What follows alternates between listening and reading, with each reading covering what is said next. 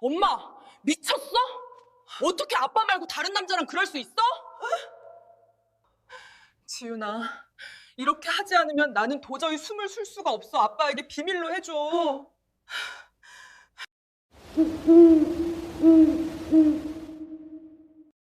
우아하기만 했던 내 엄마가 그럴 줄은 생각지도 못했습니다. 엄마, 대체 왜? 내 비명 같은 질문에 엄마는 그저 희미하게 웃기만 했죠. 이야기 시작 전 구독과 좋아요 부탁드려요. 어디에서 듣고 계신지 적어주시면 그쪽을 향해 복 받으시길 기도드리겠습니다. 사연 시작합니다. 제 이름은 지훈입니다. 올해로 38, 누군가의 아내이자 한 아이의 엄마로 치열한 일상을 살아내고 있는 평범한 여자지요. 하지만 저에게는 평범하지 않은 제 인생의 가장 큰 자부심이자 등불 같은 존재가 있었습니다. 바로 저의 엄마 명숙 씨입니다. 우리 엄마는 참 고운 사람입니다. 66이라는 나이가 무색할 만큼 엄마의 피부는 잡티 하나 없이 매끄럽고 은은한 광택이 돕니다. 매일 아침 거울 앞에서 정성스레 가꾼 그 피부는 엄마가 지나온 고단했던 세월을 보상받기라도 하듯 보덕처럼 빛이 났지요. 엄마가 재혼해서 만난 지금의 아빠, 그러니까 저에게는 새아빠인 그분은 엄마를 참으로 극진히 아끼셨습니다. 덕분에 엄마는 낡은 앞치마를 벗어던지고 이제는 우아한 실크 스카프와 세련된 단발머리가 너무나 잘 어울리는 사모님이 되셨습니다. 저는 엄마의 그런 변화가 눈물겹게 좋았습니다. 어린 시절 술에 취해 들어와 세간살이를 부수던 친아버지의 폭력 아래서 저를 품에 안고 덜덜 떨던 엄마의 가냘픈 어깨를 기억하거든요. 그 지옥 같은 시간을 견디고 이제야 비로소 평온한 화원 속에서 보호받으며 사는 엄마를 보며 저는 비로소 안도했습니다. 그래, 우리 엄마도 이제 여자로서 행복할 자격이 있어. 그렇게 믿어 의심치 않았습니다. 그런데 말이죠. 그 완벽하던 엄마의 일상에 아주 미세한 균열이 생기기 시작한 건 올봄부터였습니다. 유독 수요일만 되면 엄마는 평소와는 다른 공기를 뿜어냈습니다. 수요일 오후 2시, 제가 아이를 유치원에 보내고 잠시 엄마 집에 들를 때면 엄마는 늘 외출 준비로 분주했습니다. 평소에는 은은한 비누 향이나 연한 라벤더 향을 즐기던 엄마였는데 수요일에 엄마에게선 코끝을 찌를 듯한 아주 진하고 화려한 향수 냄새가 났습니다. 마치 무언가 퀴퀴하고 감추고 싶은 냄새를 억지로 덮으려는 것처럼 말이죠. 어느 수요일이었습니다. 거실 소파에 앉아 찻잔을 만지작거리는 저를 두고 엄마는 화장대 앞에서 유독 긴 시간을 보냈습니다. 거울 속에 비친 엄마의 옆 얼굴을 가만히 지켜보았습니다. 엄마는 입술에 짙은 붉은색 립스틱을 덧바르고 있었습니다. 평소에는 바르지도 않던 색이었죠. 엄마의 손가락 끝이 미세하게 떨리고 있었습니다. 립스틱을 쥔 그 가느다란 손가락이 입술 라인을 따라 천천히 움직일 때마다 엄마의 미간에는 아주 옅은 주름이 잡혔다가 펴지기를 반복했습니다. 그건 설렘이라기보다는 어떤 비장한 결의처럼 보이기도 했습니다. 엄마, 오늘 누구 만나기에 그렇게 공을 들여? 평소랑 분위기가 너무 다르네. 제가 툭 던진 말에 엄마의 어깨가 눈에 띄게 움찔했습니다. 거울 속에 엄마와 제 시선이 마주쳤습니다. 엄마는 얼른 시선을 아래로 내리며 화장대 위에 놓인 팩트 뚜껑을 탁 소리가 나게 닫았습니다. 그냥 예전 친구들 모임이 좀 있어서 나이 드니까 이런 색이라도 발라야 얼굴색이 좀 살더라고. 엄마의 목소리는 평소보다 반 톤 정도 높았고 끝부분이 미세하게 떨리고 있었습니다. 엄마는 제 시선을 피하며 바삐 가방을 챙겼습니다. 그 가방은 새아빠가 결혼 기념일에 선물한 명품 가방이었습니다. 우아한 옷차림과 화려한 화장, 그리고 그 이질적인 향수 냄새. 엄마가 제 옆을 지나갈 때 공기의 흐름이 바뀌는 것을 느꼈습니다. 차갑고도 무거운 무언가 비밀스러운 기운이 저를 훑고 지나갔습니다. 엄마가 나간 뒤 텅 빈 거실에 홀로 남겨진 저는 왠지 모를 한기에 팔을 문질렀습니다. 창밖에는 따스한 봄볕이 내리쬐고 있었지만 제 마음속에는 검은 그림자가 조금씩 드리워지기 시작했습니다. 수요일마다 어디를 가는 걸까? 왜 저렇게 화려한 향수로 자신을 감추는 걸까? 그날 이후 저는 제 안에서 싹트는 불길한 의심과 싸워야 했습니다. 설마 우리 엄마가 그 고생을 다하고 이제야 겨우 평온을 찾았는데 다른 마음을 품고 있는 걸까? 만약 그렇다면 저는, 그리고 새아빠는 어떻게 해야 할까요? 제 안의 도덕적인 잣대는 엄마를 비난하라 아우성쳤지만 제 깊은 내면 어딘가에서는 엄마를 이해하고 싶어 하는 가련한 마음이 꿈틀댔습니다. 엄마도 한 여자니까 평생을 자식 뒷바라지에 남편의 폭력에 시들어갔던 그 꽃 같은 젊음을 보상받고 싶은 마음이 드는 건 당연한 걸지도 몰라. 하지만 그 대상이 지금의 아빠가 아니라면 그건 배신이 아닐까? 저는 밤마다 천장을 보며 수많은 질문을 던졌습니다. 엄마의 행복이 저의 안녕과 직결되어 있다는 사실이 저를 더 괴롭혔습니다. 엄마가 무너지면 제가 쌓아 올린 이 평화로운 가정도 함께 무너질 것만 같았거든요. 저는 엄마의 행복을 지켜주고 싶었습니다. 동시에 엄마가 그 우아한 가면 뒤에 숨겨둔 진실이 무엇인지 미치도록 알고 싶었습니다. 그것은 딸로서의 걱정이었을까요? 아니면 한 여자로서 느끼는 묘한 질투와 호기심이었을까요? 어쩌면 저는 엄마라는 거울을 통해 제 미래를 보고 있었는지도 모릅니다. 다음 주 수요일이 되기만을 기다리며 저는 집안 곳곳에 남은 엄마의 흔적을 쫓았습니다. 식탁 위에 놓인 찻잔의 온기, 거실 커튼 사이로 들어오는 먼지 섞인 햇살, 그리고 공기 중에 희미하게 남은 그 짙은 향수 냄새. 모든 것이 저에게 말을 거는 듯 했습니다. 지훈아, 진실은 내가 생각하는 것보다 훨씬 더 아플지도 몰라. 그리고 마침내 그날이 왔습니다. 엄마가 외출한 뒤 저는 거실 소파 밑에 떨어져 있던 엄마의 영수증 한 장을 발견했습니다. 빳빳하게 다려진 엄마의 손수건 사이에 끼어 있다 떨어진 듯한 그 종이에는 제가 결코 상상하지 못했던 이름이 적혀 있었습니다. 대성 모텔. 지저분한 골목 귀퉁이에나 있을 법한 그 낡은 이름. 그리고 그 옆에 휘갈겨 써진 낯선 남자의 이름까지. 제 손끝이 차갑게 식어갔습니다. 심장이 바닥으로 뚝 떨어지는 소리가 들리는 듯 했습니다. 엄마가 어떻게 그 더러운 곳을. 배신감에 눈앞이 아찔해졌습니다. 제가 그토록 숭배하고 아꼈던 엄마의 우아함이 그 낡은 모텔방의 눅눅한 침대보 위에서 짓밟히고 있을 거라는 상상만으로도 숨이 막혔습니다. 저는 결심했습니다. 오늘 엄마의 뒤를 쫓기로, 엄마가 숨기고 있는 그 비루한 진실을 제 눈으로 직접 확인하고 말겠다고요. 저는 옷장을 열어 가장 무채색인 옷을 꺼내 입었습니다. 거울 속의 제 얼굴은 창백하게 질려 있었고 눈빛은 도끼를 품고 있었습니다. 마치 전쟁터로 향하는 병사처럼 저는 비장하게 가방을 챙겼습니다. 엄마가 남기고 간 그 짙은 향기만이 여전히 거실을 부유하며 저를 조롱하고 있었습니다. 창밖의 날씨는 무심하게도 너무나 화창했습니다. 나뭇잎 사이로 부서지는 햇살이 눈부셔서 눈물이 핑 돌았습니다.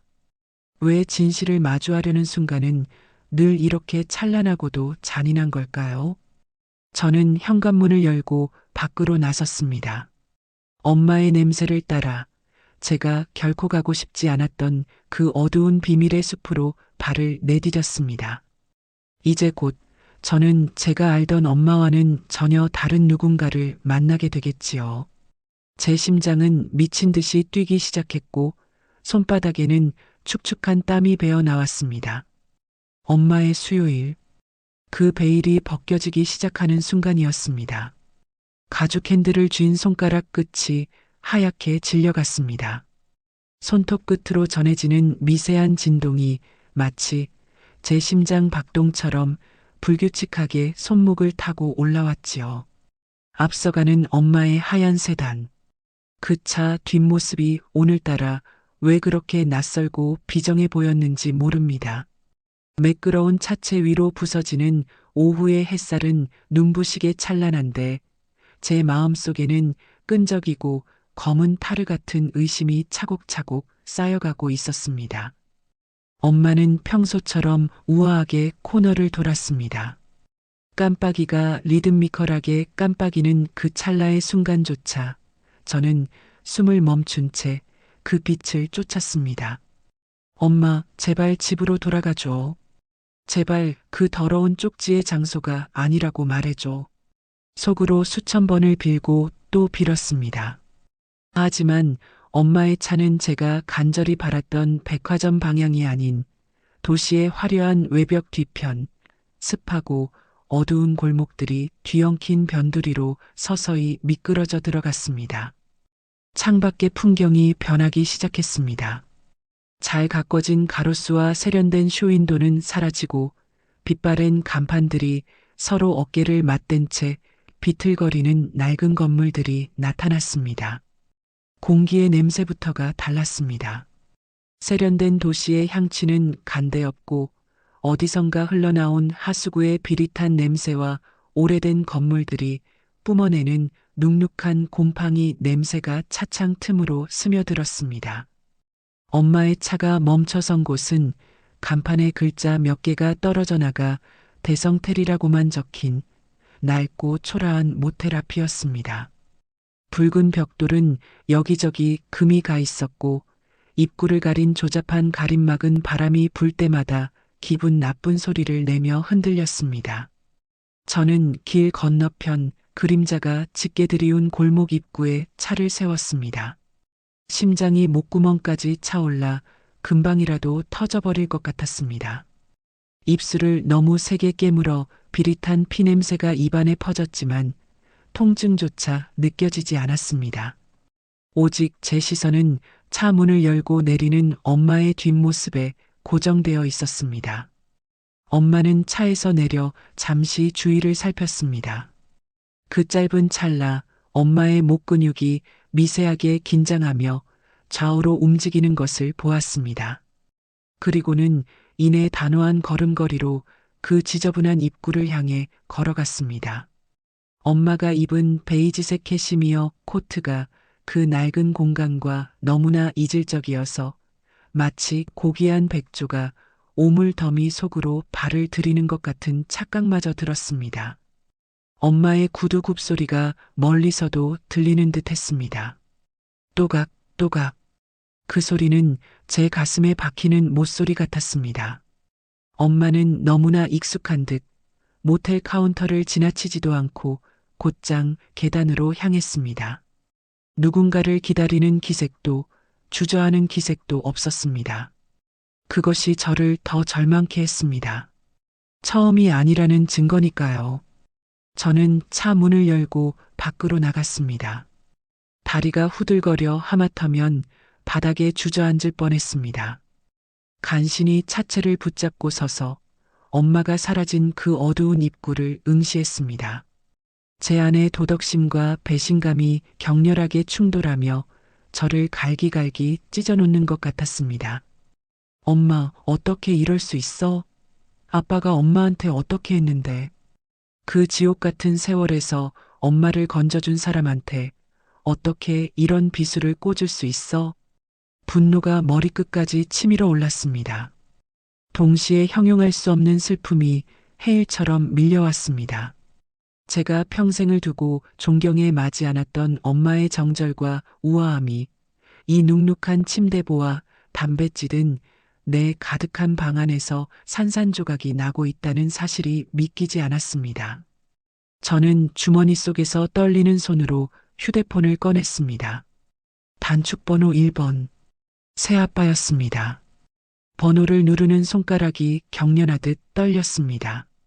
신호음이 가는 동안 제 입술은 파르르 떨렸고 눈에서는 뜨거운 눈물이 뺨을 타고 흘러내렸습니다. 여보세요, 지훈이니? 수화기 너머로 들려오는 새아빠의 다정한 목소리. 평소처럼 온화하고 따뜻한 그 음성이 오늘따라 왜 이렇게 잔인하게 느껴졌을까요? 저는 목이 메어 한참 동안 말을 잇지 못했습니다. 겨우 입술을 떼었을 때 제 목소리는 제가 들어도 낯설 만큼 찢어지고 갈라져 있었습니다. 아빠, 지금 당장 대성 모텔로 와줘. 엄마가 여기 있어. 엄마가 이상해, 아빠. 전화를 끊고 나서도 저는 한참 동안 그 자리에 서 있었습니다. 차가운 골목바람이 제 뺨에 눈물을 말렸지만 가슴속의 구멍은 점점 더 커져만 갔습니다. 제 안에 완벽한 엄마라는 우상은 이미 가루가 되어 흩어지고 있었습니다. 저는 모텔 안으로 발을 들였습니다. 계단을 오를 때마다 삐걱거리는 소리가 제 심장을 짓눌렀습니다. 2층, 그리고 3층. 복도에는 정체 모를 소독약 냄새와 누군가의 마른 기침 소리가 섞여 떠돌고 있었습니다. 엄마가 들어간 302호실 앞에 섰습니다. 문틈으로 새어나오는 희미한 불빛, 그리고 그 안에서 들려오는 낮은 수성, 물을 적시는 소리. 제 손끝이 문고리에 닿았습니다. 차갑고 단단한 금속의 감촉이 손바닥을 타고 전해졌습니다. 문 너머에서 들리는 엄마의 낮은 숨소리. 그 숨소리는 평소 집에서 듣던 평온한 것이 아니었습니다. 무언가 억누르는 듯한 아주 깊고 무거운 한숨이 섞인 호흡이었습니다. 저는 눈을 감았습니다. 이 문을 열면 제 인생은 다시는 이전으로 돌아갈 수 없을 것입니다. 제가 알던 세상은 무너지고 저는 엄마를 영원히 증오하게 될지도 모릅니다.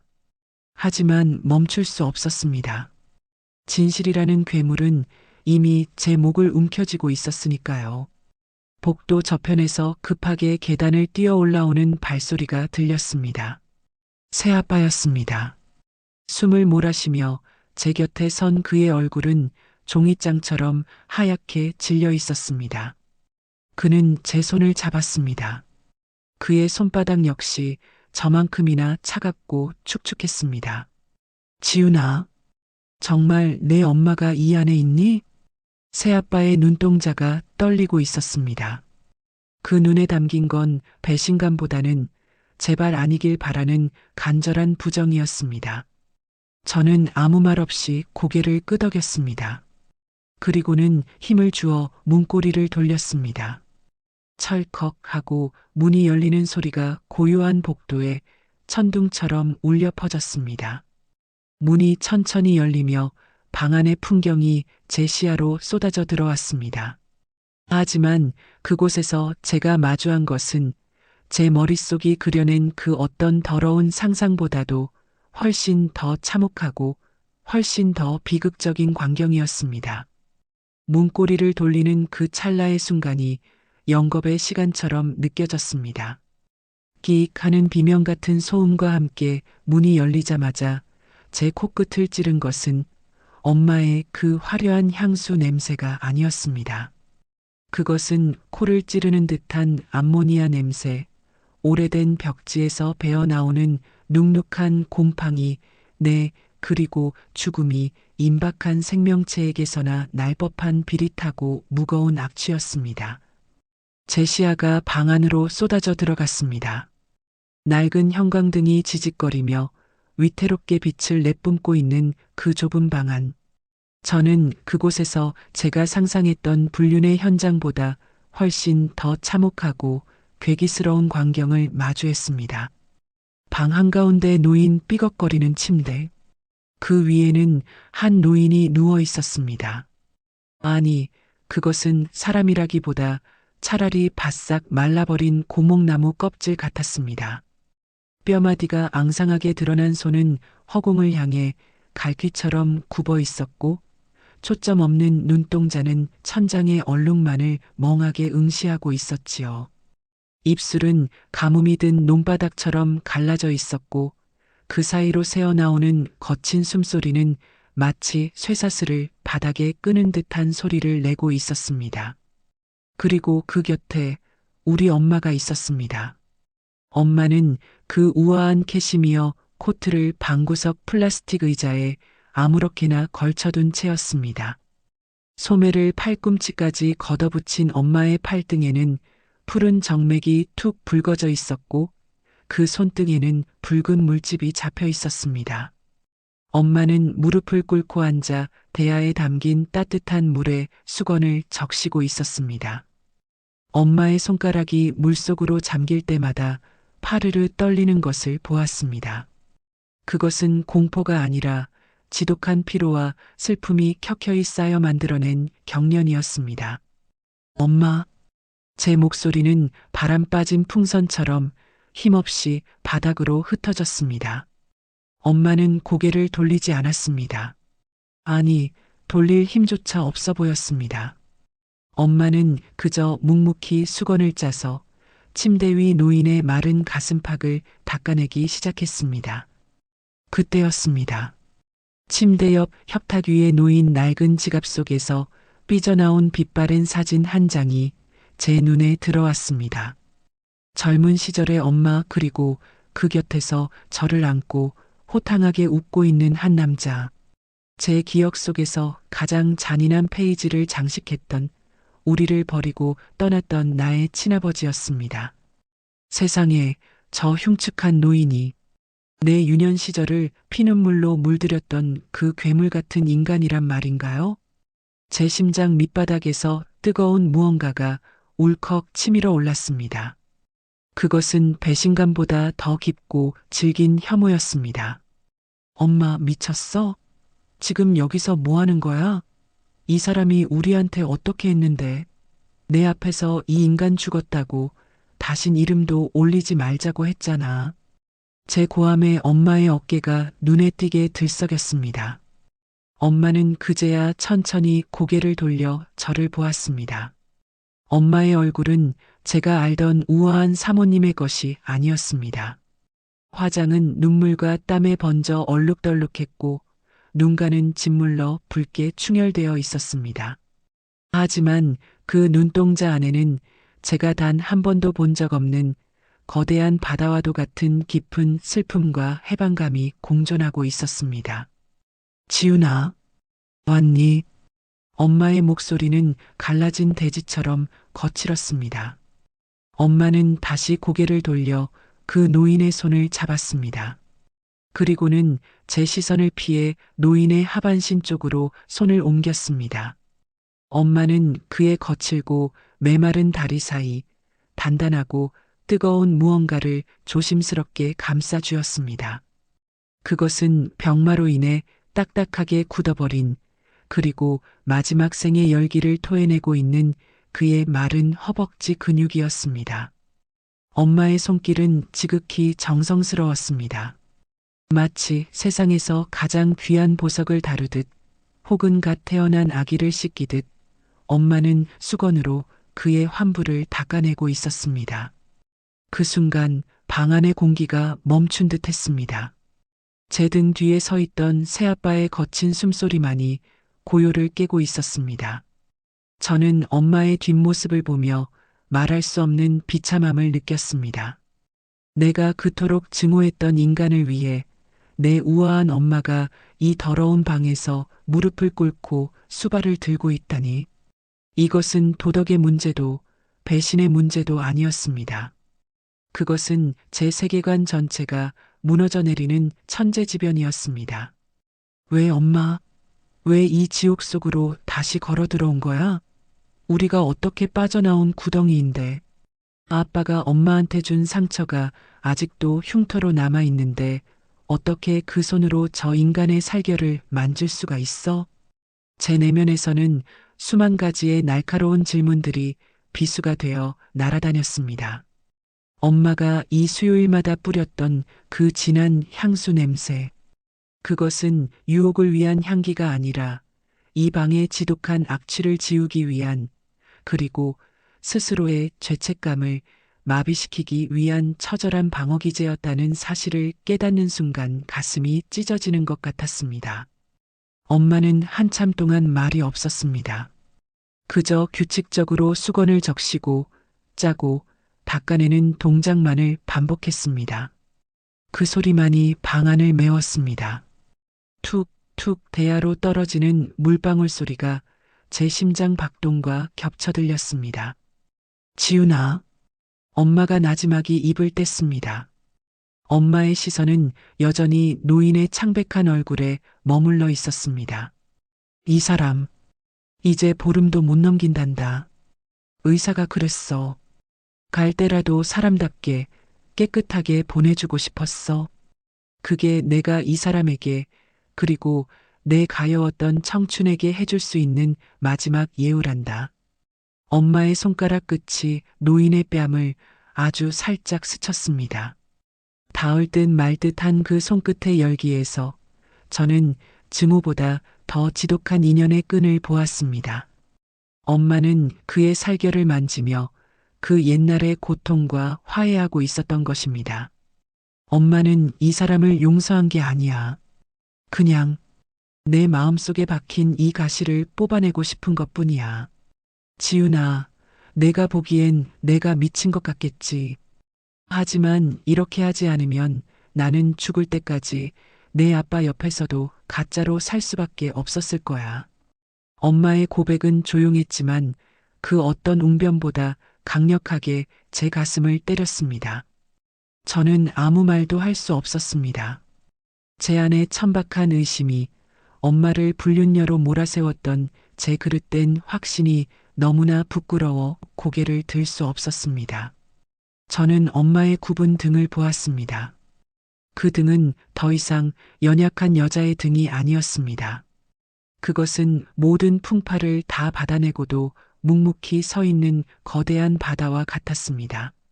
엄마는 그 더러운 여인 숲방을 당신만의 방식으로 성소로 만들고 있었던 것입니다. 제 곁에 서 있던 새아빠가 천천히 걸음을 옮겼습니다. 그는 엄마의 어깨에 손을 얹었습니다. 그 손길에는 분노도 원망도 없었습니다. 오직 깊은 연민과 이해만이 가득했습니다. 여보, 고생 많았소.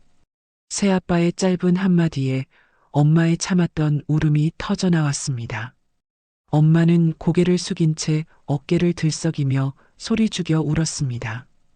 그 울음소리는 방 안의 악취와 뒤섞여 제 폐부 깊숙이 스며들었습니다. 저는 그제야 깨달았습니다. 사랑은 단순히 행복을 나누는 것이 아니라 원수의 상처까지 껴안아 내 영혼의 독을 빼내는 숭고한 작업이라는 것을요. 저는 그 자리에 주저앉아 목 놓아 울기 시작했습니다. 엄마의 화장이 왜 그렇게 슬펐는지, 왜 수요일마다 그토록 짙은 향기를 풍겨야 했는지, 이제야 모든 조각이 맞춰지고 있었습니다. 엄마의 수요일은 배신의 시간이 아니라 제 생애 가장 처절하고도 아름다운 속죄의 시간이었던 것입니다. 지독한 침묵이 방 안을 가득 채웠습니다.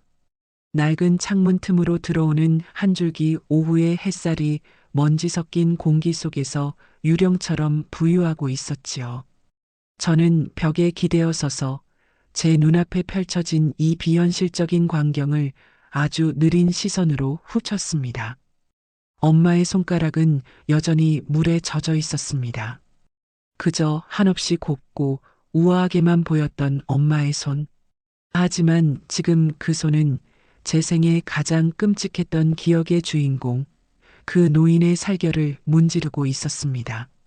엄마의 손톱 밑으로 밴 핏기 없는 창백함과 물에 불어 하얗게 일어난 손가락 마디마디를 보며 저는 심장이 덜컥 내려앉는 기분을 느꼈습니다.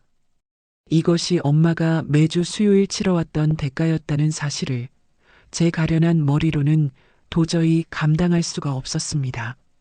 제 안에서는 수만 갈래의 감정이 소용돌이치고 있었습니다. 엄마, 대체 왜 그랬어? 왜 나한테 말하지 않았어? 배신감은 어느덧 부끄러움으로 변해 제 목을 조여왔습니다. 저는 엄마의 화려한 향수 냄새를 맡으며 늦바람을 의심했습니다. 엄마의 그 고운 화장을 보며 누군가에게 잘 보이기 위한 꾸밈이라며 천박한 잣대를 들이댔지요. 하지만 그 화장은 이 방에 진동하는 죽음의 냄새와 자신의 구역질 나는 기억을 견디기 위해 엄마가 스스로에게 씌운 마지막 보호막이었습니다. 가장 예쁜 모습으로 가장 지독한 원수를 배웅하려 했던 그 마음을 저는 단 한 번도 헤아려 보지 못했습니다. 저는 바닥에 떨어진 엄마의 손수건을 가만히 내려다보았습니다. 제 눈물로 얼룩진 그 천조각 위로 낡은 천장의 얼룩이 겹쳐 보였습니다. 제 머릿속엔 어린 시절의 파편들이 떠올랐습니다. 술 냄새를 풍기며 들어와 엄마의 머리채를 휘어잡던 그 거친 손, 깨진 소주병 조각 위에서 맨발로 울던 엄마, 그리고 그 모든 지옥을 뒤로하고 우리를 버리고 떠나갔던 그 남자의 뒷모습? 그때의 우리는 얼마나 외로웠나요? 차가운 단칸방에서 서로의 체온에 기대어 겨울을 나던 그 밤들마다 저는 다짐했었습니다. 나중에 내가 크면 우리 엄마를 가장 화려하고 가장 행복한 여자로 만들어주겠노라고. 그런데 지금 제가 만들어준 그 평온한 화원 밖에서 엄마는 홀로 이 거대한 쓰레기 더미를 치우고 있었습니다. 제 내면의 도덕적 갈등은 걷잡을 수 없이 커져갔습니다. 용서라는 것이 과연 가능한 것일까? 저렇게 뼈만 남은 채 초점 없는 눈으로 죽어가는 인간을 본다고 해서 그가 우리에게 준 그 상처들이 씻은 듯이 사라질 수 있는 걸까? 아니, 이건 용서가 아닙니다. 이건 처절한 종결이었습니다. 엄마는 이 사람을 용서해서 온 것이 아니라 이 사람이라는 지독한 책의 마지막 장을 덮기 위해 당신의 남은 인생의 단 한 점의 찌꺼기도 남기지 않기 위해 스스로 지옥의 불덩이를 만지고 있었던 것입니다. 엄마의 손길이 다시 노인의 몸 위를 지나갔습니다. 엄마는 천천히 그의 바지를 걷어 올렸습니다. 그리고 그곳 오랜 투병으로 인해 딱딱하게 굳어버린, 하지만 여전히 생의 마지막 열기를 품고 있는 그의 단단하고 뜨거운 무언가, 그것은 고통으로 비대해진 그의 무릎 관절과 마른 근육이었습니다. 를 수건으로 정성스럽게 감싸 안았습니다. 그 순간 저는 보았습니다. 노인의 손가락 끝이 미세하게 파르르 떨리는 것을요. 그는 의식이 없는 듯 했지만 피부를 통해 전해지는 엄마의 온기를 느끼고 있는 것 같았습니다. 죽어가는 피부가 엄마의 손길 아래서 아주 잠깐, 아주 찰나의 순간 소생하는 듯한 착각마저 들었습니다. 그 팽팽한 긴장감 속에서 저는 엄마와 그 노인 사이에 흐르는 기묘한 공기를 느꼈습니다. 그것은 사랑도 증오도 아닌 생명 대 생명으로서 나누는 마지막 예우였습니다. 지훈아, 엄마가 다시 저를 불렀습니다. 이번에는 고개를 들어 저를 똑바로 바라보셨습니다. 엄마의 눈동자 주위로 잔주름이 깊게 패여 있었고 그 안에는 이루 말할 수 없는 고독이 서려 있었습니다. 사람이 말이다. 갈 때가 되면 다 똑같더구나. 그 대단하던 기세도, 우리를 그토록 아프게 했던 그 도끼도 결국엔 이렇게 한 줌의 마른 뼈와 가쁜 숨소리로만 남는 거야. 엄마의 입술이 가늘게 떨렸습니다. 내가 이 사람을 여기서 그냥 죽게 내버려뒀다면 나는 평생 이 사람의 망령에 시달리며 살았을 거야. 매일 밤 꿈속에서 이 사람의 원망 섞인 눈을 마주했겠지. 하지만 이렇게 내 손으로 직접 닦아주고 이 사람의 고통을 내 손끝으로 만져보니 알겠더구나. 이제야 비로소 이 인간이 내 인생에서 완전히 지워지고 있다는 걸. 엄마는 다시 노인의 이마를 닦아주었습니다. 엄마가 화장을 하고 향수를 뿌리고 이곳에 왔던 건 적어도 이 사람 앞에서만큼은 내가 패배자가 아니라는 걸 보여주고 싶어서였어. 너를 잘 키워냈고 나는 이제 충분히 사랑받고 있다는 걸. 이 비루한 침대 위에서 죽어가는 당신과는 비교도 할 수 없을 만큼 찬란한 삶을 살고 있다는 걸 말해주고 싶었단다. 저는 엄마의 말 한마디 한마디가 제 가슴을 도려내는 것 같았습니다. 엄마의 화려함은 복수였고 엄마의 향기는 승리의 선언이었습니다. 그런데 저는 그것도 모르고 저는 무릎을 힘없이 꺾고 엄마 곁으로 다가갔습니다. 방 안의 공기는 여전히 무겁고 축축했습니다. 하지만 엄마의 곁에 앉으니 그 지독한 악취 사이로 엄마의 체온이 느껴졌습니다. 저는 떨리는 손을 뻗어 엄마의 젖은 손등 위에 제 손을 얹었습니다. 엄마의 손은 얼음장처럼 차가웠지만 그 손목을 타고 흐르는 맥박은 그 어느 때보다 강렬하고 뜨겁게 뛰고 있었습니다. 엄마, 미안해. 내가 정말 미안해. 제 목소리가 울음 섞인 비명처럼 터져 나왔습니다. 엄마는 대답 대신 제 손을 꽉 맞잡아 주었습니다. 닿을 듯 말 듯 했던 우리 사이의 거리가 이 비극적인 현장에서야 비로소 하나로 합쳐지는 기분이었습니다. 제 뒤에서 묵묵히 지켜보던 새아빠가 낮은 신음을 내뱉으며 다가왔습니다. 그는 조용히 허리를 숙여 엄마가 쓰고 있던 대야를 들었습니다. 여보, 물이 식었소? 내가 새 물을 떠올 테니 잠시 쉬어요. 새아빠의 눈에도 눈물이 맺혀 있었습니다. 그는 모든 것을 알고 있었고 그 모든 것을 받아들이고 있었습니다. 엄마가 과거의 유령과 싸워 이길 수 있도록 그는 자신의 질투조차 억누른 채 뒤에서 묵묵히 응원하고 있었던 것입니다. 새아빠가 나간 뒤 문이 닫히는 소리가 고요하게 울렸습니다. 저는 이제 엄마와 함께 그 노인의 침대 곁을 지킵니다. 창밖의 하늘은 어느덧 붉게 물들어가고 있었습니다. 지는 노을이 이 낡은 방 안으로 쏟아져 들어와 죽어가는 노인과 그를 지키는 우리 모녀의 그림자를 길게 늘어뜨렸습니다. 공포는 사라지고 오직 엄숙한 생의 마감만이 남았습니다. 저는 엄마의 손을 잡고 처음으로 그 노인의 얼굴을 가만히 응시했습니다. 더 이상 무섭지 않았습니다. 엄마가 닦아낸 그의 얼굴은 그저 삶의 무게에 짓눌려 길을 잃었던 가련한 한 인간의 모습일 뿐이었습니다. 엄마는 다시 수건을 들었습니다.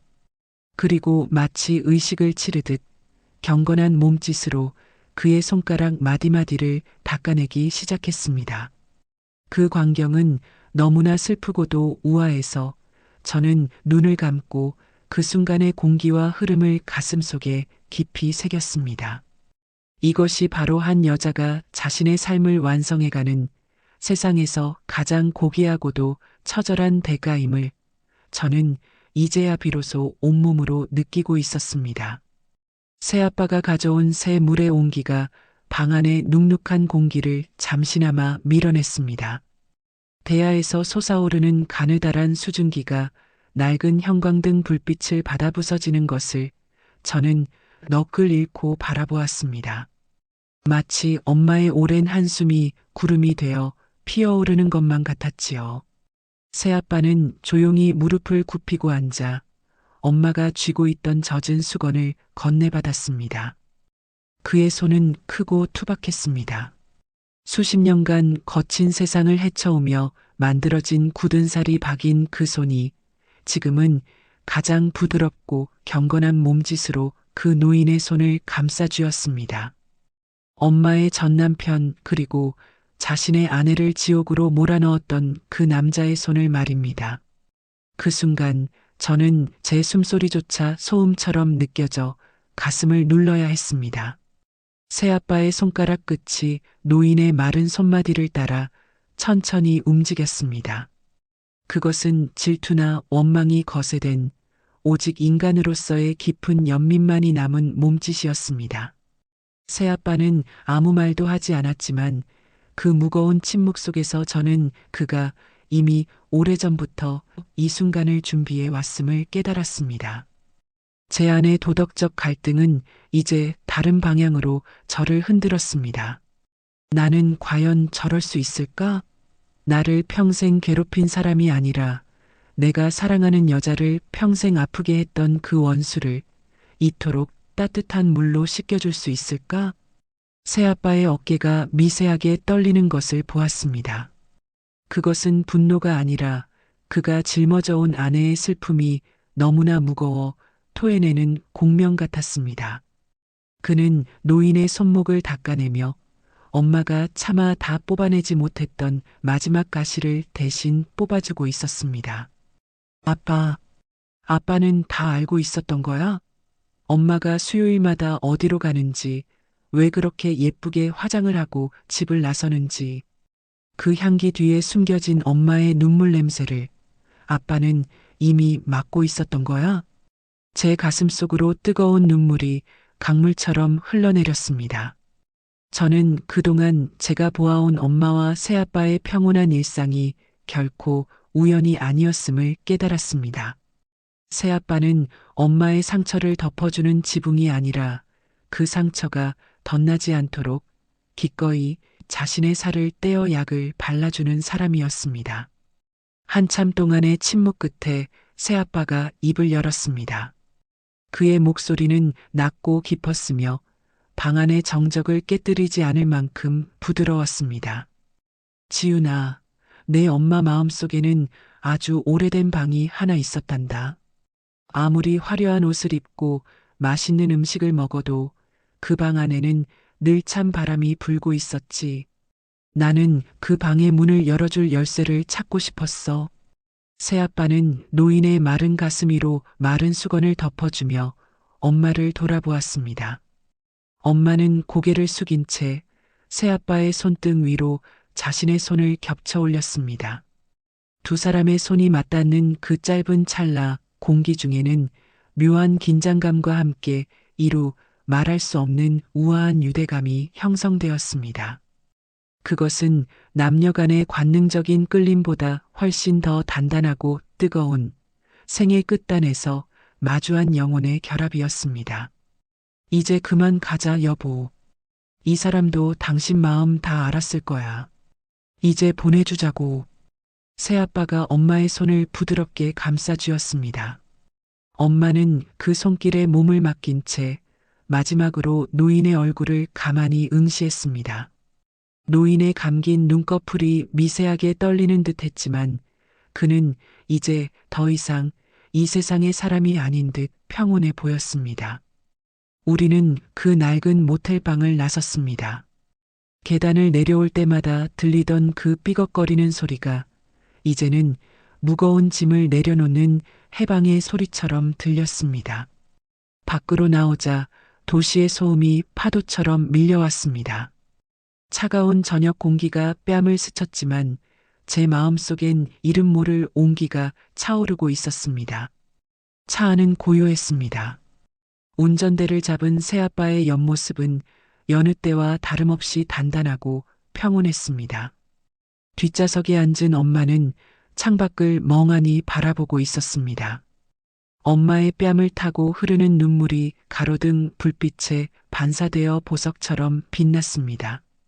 엄마의 몸에서는 여전히 그 짙은 향수 냄새가 났지만 이제 그 냄새는 더 이상 이질적이지 않았습니다. 그것은 한 여자가 자신의 아픈 과거를 배웅하기 위해 피운 숭고한 향이었습니다. 지훈아. 말없이 운전만 하던 새아빠가 백미러로 저를 보며 나지막이 불렀습니다. 내 엄마가 수요일마다 지옥으로 걸어 들어갈 때 내 마음이 어땠겠니? 처음엔 원망도 했고 무섭기도 했단다. 하지만 내 엄마가 밤마다 잠 못 들고 뒤척이는 걸 보면서 알게 됐어. 이 가시를 뽑아주지 않으면 우리는 진짜 가족이 될 수 없다는 걸. 새아빠의 손이 기어 노부 위에 놓인 엄마의 손을 찾아갔습니다. 두 사람의 손가락이 얽히는 순간 차 안의 공기가 밀도 있게 바뀌었습니다. 가까워지는 두 사람의 숨결 속에서 저는 비로소 진정한 의미의 귀환이 무엇인지 깨달았습니다. 그것은 원래 있던 자리로 돌아가는 것이 아니라 가장 아픈 곳을 통과해 새로운 삶으로 건너가는 것이었습니다. 당신, 정말 바보 같은 사람이야.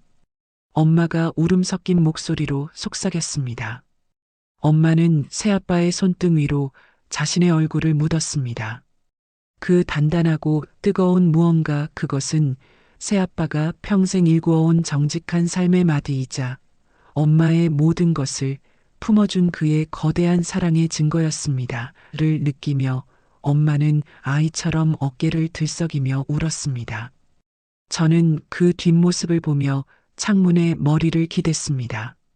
가족이란 건 뭘까? 단순히 피를 나눈 사람들일까? 아니면 서로의 흉터를 가장 먼저 알아봐주는 사람들일까? 제 내면의 목소리가 귓가에 맴돌았습니다.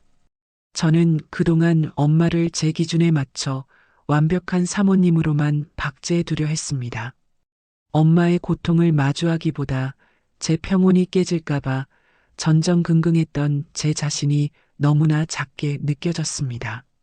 엄마는 그 더러운 모텔방에서 자신의 영혼을 씻어내고 있었는데 저는 그 겉모습만 보고 손가락질을 했던 것입니다. 집으로 돌아오는 길, 도시는 어느덧 화려한 불빛으로 가득 차 있었습니다. 저 불빛들 속에는 또 얼마나 많은 수요일의 비밀들이 숨겨져 있을까요? 얼마나 많은 엄마들이, 그리고 아빠들이 서로의 가시를 뽑아주기 위해 홀로 피를 흘리고 있을까요? 차 안을 채우던 긴장감은 어느새 깊은 안도감으로 변해 있었습니다. 엄마의 향수 냄새는 점점 옅어지고 대신 새아빠의 낡은 가죽 점퍼에서 나는 친숙하고 따뜻한 냄새가 그 자리를 채웠습니다. 다 왔구나. 새아빠의 짧은 한마디와 함께 차가 멈췄습니다. 우리 집 앞마당의 나무들이 밤바람에 흔들리며 우리를 맞이했습니다. 엄마는 차에서 내려 심호흡을 했습니다. 엄마의 가슴이 크게 오르내릴 때마다 십수년을 짓누르던 무거운 돌덩이가 하나씩 떨어져 나가는 것 같았습니다. 엄마는 화장대에 앉아 정성스럽게 발랐던 붉은 립스틱을 지워냈습니다. 거울 속에 비친 엄마의 얼굴은 이제 아무것도 감출 필요가 없는 투명하고 맑은 명숙 씨 본연의 모습이었습니다. 저는 엄마의 뒤에 서서 엄마의 어깨를 가만히 주물러 드렸습니다. 엄마, 오늘 수고 많았어. 정말 고생했어. 제 말에 엄마는 제 손을 잡아 당신의 뺨에 갖다 대었습니다. 엄마의 살결은 여전히 고왔지만 그 속에는 이제 단단한 생의 뿌리가 박혀 있는 듯 했습니다. 고맙다, 지훈아. 내 딸로 태어나줘서. 그리고 오늘 엄마 곁에 있어줘서. 밤은 깊어가고 우리 가족의 진짜 이야기는 이제 막 시작되려 하고 있었습니다. 모든 비밀이 밝혀진 뒤의 평화는 이전의 가식적인 평온함과는 비교할 수 없을 만큼 깊고 묵직했습니다. 저는 비로소 엄마라는 한 여자의 바다를 온전히 이해하기 시작했습니다. 그 바다는 짜고 아팠지만 모든 것을 품어 안을 만큼 넓고도 깊었습니다. 그 일이 있은 후 달력의 숫자는 몇 번이고 바뀌어 다시 봄의 길목에 섰습니다. 창밖에는 이름 모를 연분홍 꽃들이 흐드러지게 피어났고 세상은 마치 아무 일도 없었다는 듯 눈부시게 평화로운 얼굴을 하고 있었지요. 하지만 제 안의 세상은 그 수요일 이후로 완전히 다른 궤도를 돌기 시작했습니다. 오늘은 다시 수요일입니다. 거실 창가로 길게 드리워진 오후의 햇살을 가만히 응시해 봅니다.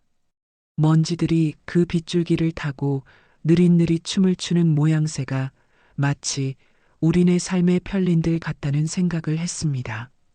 저는 이제 더 이상 엄마의 수요일을 의심하지 않습니다.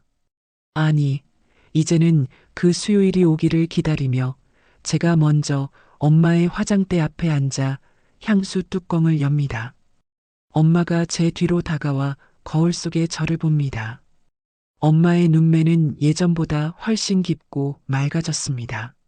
눈가의 잔주름은 여전하지만 그것은 이제 고통의 흔적이 아니라 지독한 폭풍우를 견뎌낸 나무의 나이테처럼 숭고해 보입니다. 저는 엄마의 하얀 손을 잡아 제 뺨에 가져다 대었습니다. 손끝에서 전해지는 미세한 온기, 그리고 규칙적인 맥박. 그 단단하고 뜨거운 무언가, 그것은 고통을 딛고 일어선 한 여자의 강인한 생명력이었습니다. 제 피부를 타고 심장까지 전해졌습니다. 엄마, 이제는 알 것 같아. 엄마가 그토록 지키고 싶어 했던 우아함이 사실은 얼마나 처절한 투쟁이었는지. 제 가슴속 깊은 곳에서 울려 퍼지는 내면의 고백은 이제 한 줄기 강물이 되어 흐릅니다. 저는 오랫동안 엄마라는 이름 뒤에 숨겨진 한 여자를 보지 못했습니다. 내 엄마는 마땅히 고결해야 하고, 내 엄마는 마땅히 행복해야 하며, 내 엄마는 결코 더러운 과거에 발을 담가서는 안 된다고 믿었지요. 그것은 사랑이라는 이름으로 포장된 제 이기심이었음을 저는 그 낡은 모텔방의 차가운 바닥에서 깨달았습니다. 한 여자가 일생을 살아가며 짊어져야 할 짐은 얼마나 무거울까요? 사랑했던 남자의 배신, 홀로 감내해야 했던 가난의 무게, 그리고 자식을 위해 자신의 이름을 지우고 살아야 했던 무수한 밤들. 엄마는 그 모든 어둠을 혼자서 삼켜내고 있었습니다. 그리고 생의 황혼에서 만난 마지막 숙제, 자신을 파괴했던 원수를 용서하는 것이 아니라 그 비참한 최후를 지켜봄으로써 스스로를 해방시키는 그 어려운 길을 택했습니다. 그것은 단순히 어머니라는 이름의 희생이 아니었습니다. 그것은 명숙이라는 한 여자가 자신의 삶을 완결짓기 위해 내디딘 가장 위대한 발걸음이었습니다. 저는 이제 엄마의 그 짙은 향수 냄새를 맡을 때마다 눈시울이 뜨거워집니다.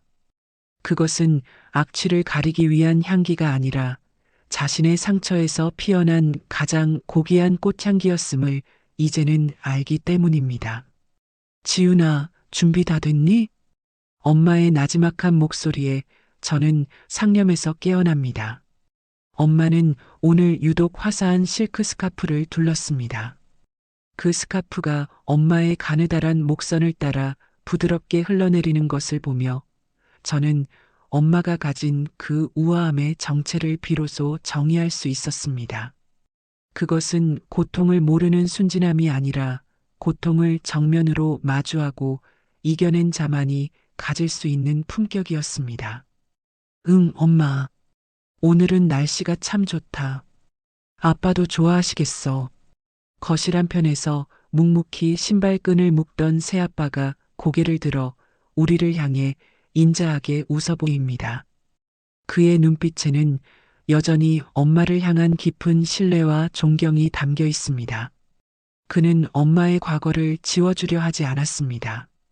대신 그 과거의 잔해를 함께 치워주고 엄마가 스스로 일어설 수 있을 때까지 묵묵히 그 곁을 지키는 든든한 바위가 되어 주었습니다. 우리는 이제 함께 차에 오릅니다. 수요일의 공기는 예전처럼 무겁지도 습하지도 않습니다. 차창 밖으로 스쳐 지나가는 풍경들이 오늘따라 유독 선명하게 다가옵니다. 낡은 건물에 담벼락에 핀 작은 풀꽃조차 제 생의 무게를 견디며 빛나고 있는 것 같아 가슴이 뭉클해집니다. 지훈아, 가끔은 말이다. 사람의 마음이 바다 같다는 생각을 해. 운전대를 잡은 엄마가 백미러로 저를 보며 말했습니다. 엄마의 눈동자 속에 비친 오후의 햇살이 파도처럼 일렁입니다.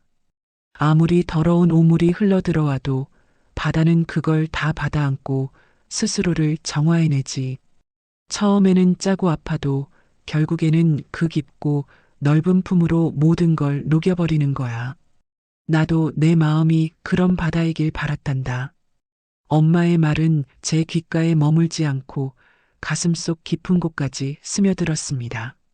저 또한 누군가의 엄마이자 아내로 살아가며 제 마음속에 얼마나 많은 찌꺼기를 쌓아두고 살았는지 돌아보게 되었습니다. 누군가를 미워하고 내 잣대로 판단하며 완벽하지 못한 내 삶을 원망했던 시간들. 하지만 이제는 저도 엄마처럼 되고 싶습니다. 상처를 외면하는 것이 아니라 그 상처를 닦아주고 보듬어주며 비로소 나 자신을 완성해가는 그런 큰 바다 같은 여자 말입니다.